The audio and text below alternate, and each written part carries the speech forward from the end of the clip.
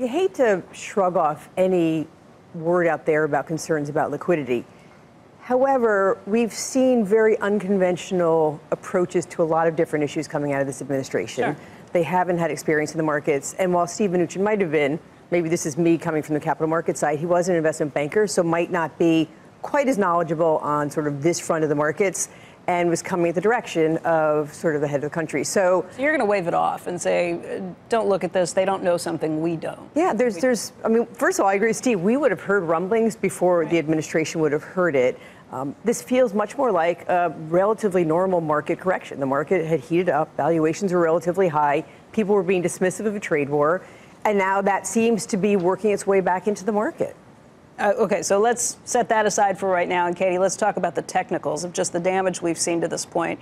Because Steve's right, it's been orderly, but it has not been fun to watch. And we have broken through all kinds of different levels. You're talking about the Dow's worst close that we've seen since September of 2017, just this last week. What do the technical levels tell you? What are you watching on the charts?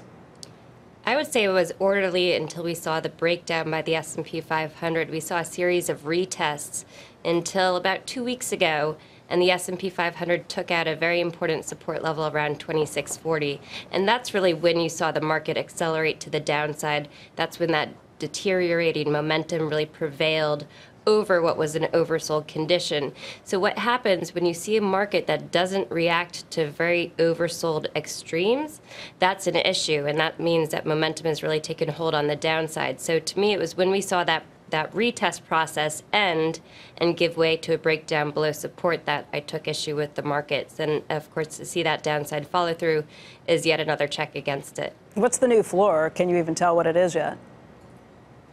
Well, already secondary support, which was right around 2510, is being tested. Below that, we're getting into sort of the 2250 area, and by no means is that a target, but it does show us that there is downside risk. So if we were to see the market climb back above, or the S&P 500 climb back above 2510 by the end of this week, that would be a short-term positive.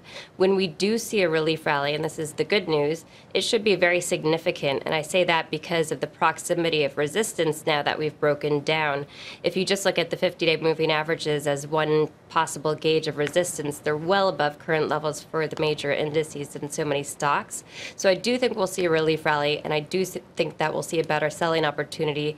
There is the potential for this environment to be more like a 2015-16, where we're more range bound but very difficult in terms of stock selection, but that the worst is even already over potentially. However, there is risk with support where it is. Katie, you said that when we see a relief rally, it should be very significant. What are you talking about? By that, I mean the oversold bounce. Once that oversold condition does finally manifest itself as a relief rally, and usually those relief rallies in this kind of counter trend environment would be a couple of weeks, maybe several weeks long. And by that, I mean 50-day moving averages, in some cases 7%, 8% above current levels. So to me, that oversold bounce could be pretty impressive, and yet still short term. The good news is that it should afford a better selling opportunity for those stocks that have broken support levels of their own. Alison, this is a situation that Katie is calling severely oversold stocks. Would you call this an oversold situation too? Stocks are looking more attractively valued. I don't know if they're oversold. There could be a little bit more downside. I think today's news might spook the markets a little bit, but at 16 times earnings and 9% profit growth forecast for next year, it looks pretty attractively valued. I see 8 to 10% upside from these valuations. I just don't know short-term sentiment with the latest rumors circulating if that doesn't push the stocks a little bit lower. Are you buying here? Because the question I've been trying to figure out, last week when we were sitting around the table, it seemed like every person at the table thought there's not really much risk that you're going to miss the opportunity to buy in and get the upswing again. No one's worried about that at this point. Are you? You know, I tend to not feel very comfortable with my ability to call the absolute bottom, but I know when valuations start looking good, I just trust my instincts. And at 16 times earnings, valuations look good, not incredibly cheap and compelling. But in stocks you've felt like you've missed, I'd probably start looking and picking, and I'd probably be more conservative at this point because we probably are going to a slower economic growth environment. So picking off healthcare, some of the consumer staples. What do you still think the downside is? You know, if the stocks get as low as 14 times earnings, forward earnings, I think that's a really good value for equities in an economy that I think is still growing and with profit growth 8 to 9%. Where would S&P have to be for that?